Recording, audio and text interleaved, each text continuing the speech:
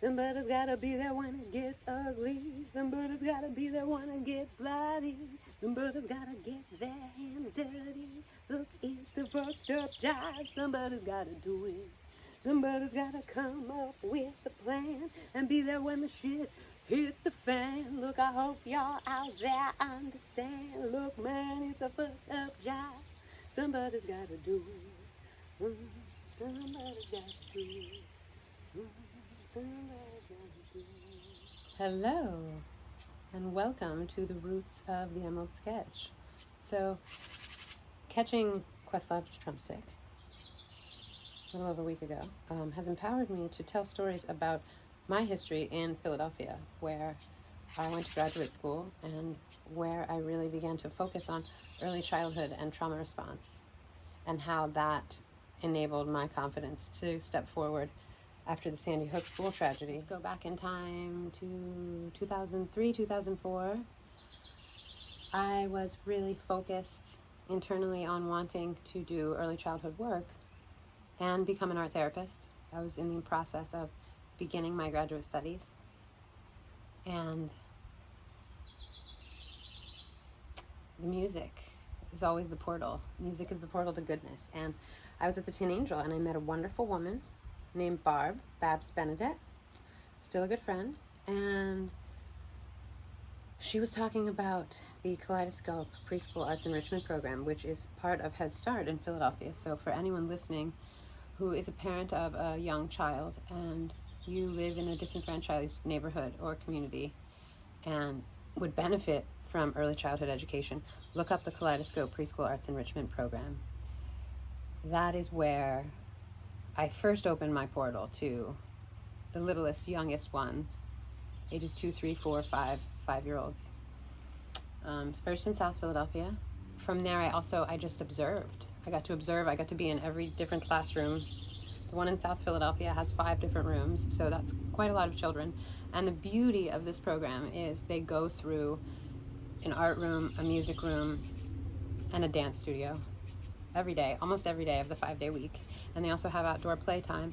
And then they have a homeroom where it's very normalized and it's high structured and predictable and the routine is set.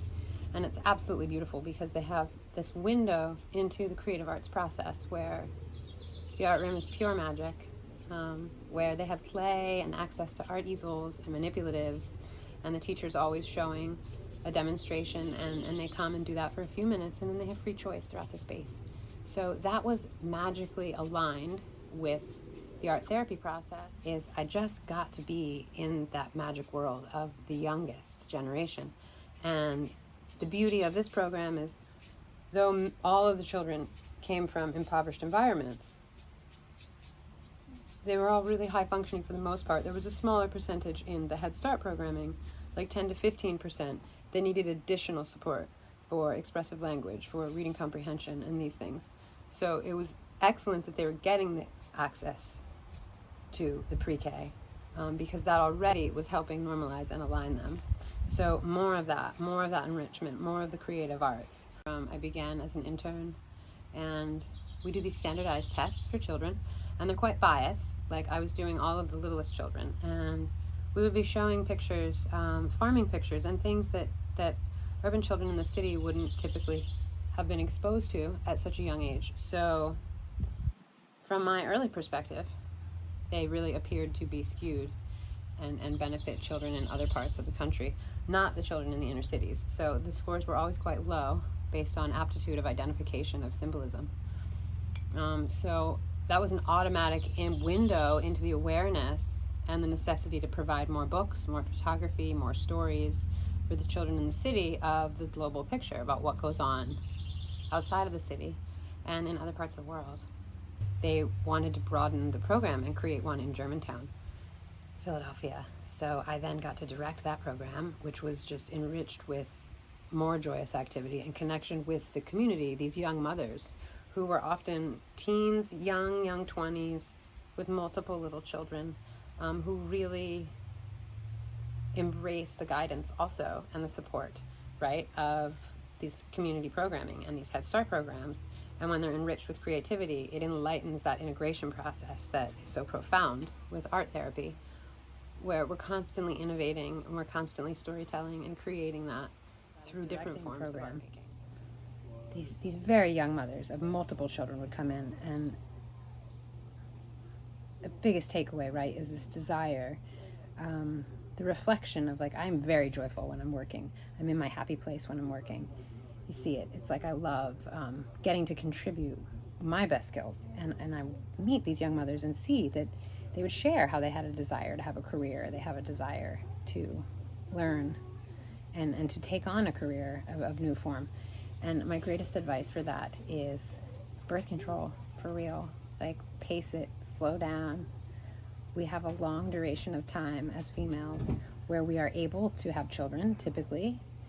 It's a huge benefit. So it is, though it is nice to be youthful and have great energy for your child rearing, it is also essential and beneficial to have stability and also feed your own soul, right? Fulfill your own dreams. So sometimes that means birth control, right? Condoms, contraception, look into it, find the best match for you, make it happen. Makes a big difference. I got to do extra programming at a school for the deaf, very close by, working with a music therapy team, which was incredibly enriching. And got to observe how the vibrations move through these children that are perceived to have no hearing, and that tapping and rhythm sharing through physical contact enlightens their neurotransmission to participate and engage in rhythm and have these circles of masses of children. A few favorite highlights from the Kaleidoscope preschool program. Remember one room, there were all of these boys that were biting. They had like 5 boys that were biting. And it was very disruptive.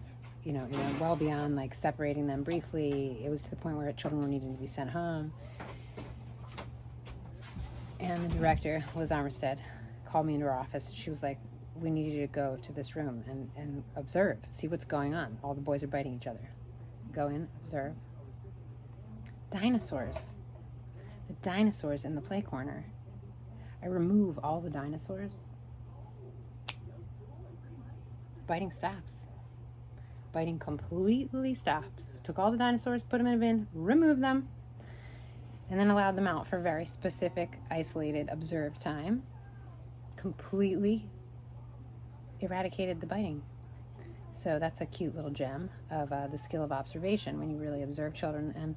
And in that instance, you know, you're always looking for what is going on just before the action. What is going on just before the upsetting behavior that we never want to see, right? We never want to see children biting. What happened right before the biting that caused the agitation and the reaction? Plus the stimulus, right? Dinosaurs, they're very aggressive, notorious biters and gnawers. So it all makes sense. The imagery matched with the action. Take away the dinosaurs. The takeaway for today, the short sequence on lesson learning and parenting, as I reflect back on the Kaleidoscope preschool program, is those 2 parts, right? The negative behaviors that are going on. First, look to yourself, right? How are you showing that? What is happening in your world that would create that mirror for your child, potentially? And then watch what is happening before your child gets upset, right? What do they need that wasn't fulfilled? And that's typically why there's this cause and effect with upset and uproar. So look into that, and then also choose a creative process for yourself that enlightens your soul, that sparks your interest, that really motivates you, and also brings a sense of contentment and joy that you enjoy sharing with yourself and your loved ones, right? Like, self-love comes first. You have to make time for yourself weekly and daily when possible, even if it's a few minutes in the morning.